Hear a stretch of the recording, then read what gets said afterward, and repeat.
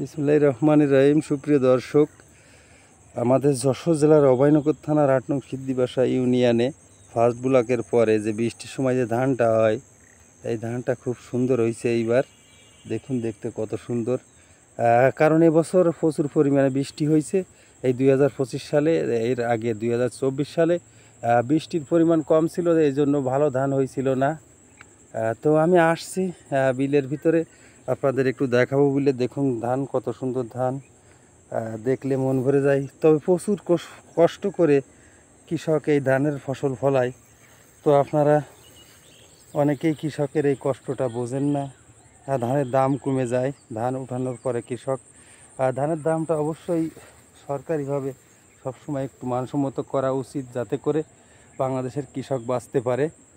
তো আমাদের এই কৃষিভিত্তিক চ্যানেল, যার কারণে আমি কৃষকের দুর্দশা তুলে ধরি।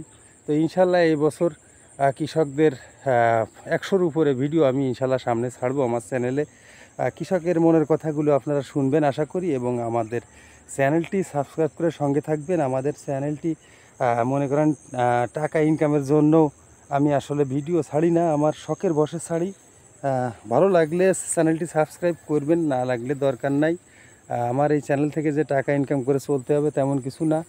ভালোবাসি চ্যানেলে ভিডিও ছাড়ি। অনেকের ভালো লাগতে পারে, নাও লাগতে পারে। 100 জন ভিডিও দেখলে হয়তো 99 জনের খারাপ লাগবে, একজনের ভালো লাগবে। ওই একজনই আমার দর্শক, আর ওই একজনের সবার প্রতি আমার ভালোবাসা এবং শুভকামনা। কিন্তু ওই একজন দর্শক হলেই আমি ততদিন ভিডিও ছেড়ে যাব। আর যেদিন আমার ভিডিও ছাড়লে একজনও ভিডিও ভিউ হবে না, দেখবে না, লাইক কমেন্ট শেয়ার করবে না, তখন থেকে আমি ভিডিও ছাড়া ছেড়ে দেব এবং চ্যানেল বন্ধ করে দেব। সুপ্রিয় দর্শক, অবশ্যই আমার জন্য দোয়া করবেন, আমি যেন প্রতিনিয়ত কৃষকদের নিয়ে কাজ করতে পারি। কৃষকদের নিয়ে আমার মাথায় একটু টেনশন কাজ করে যে এত কষ্ট করে ধানের চাষ করে, ন্যায্য মজুরি ধান ওঠানোর পরে পায় না, ধানের দাম পায় না।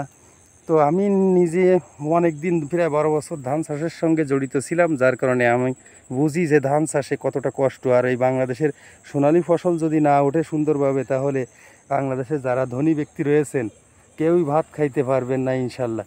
তো শুধু টাকা হলে খাবার জোটে না, কৃষকদেরও হেল্প করতে হবে, কৃষকরা যাতে করে সুন্দর ফসল ফলাতে পারে। তাহলে আমাদের যে আমরা চাইলটা খাই, ভাত রান্না করে খাই চাউল, সেই চাউলের দামও কমবে ইনশাল্লাহ, যদি প্রচুর পরিমাণে কৃষক ধান চাষ করে।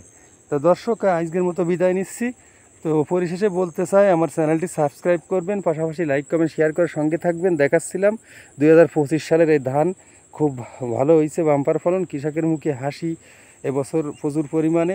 তো কৃষকদের বক্তব্যগুলো আমি তুলে ধরবো সামনে কিছু ভিডিওই, সবাই সঙ্গে থাকবেন। তো মাশাআল্লাহ প্রায় 50 জনের মতো কৃষকের বক্তব্য তুলে ধরবো। আজকে বিদায় নিচ্ছি, ভালো থাকেন, আল্লাহ হাফেজ।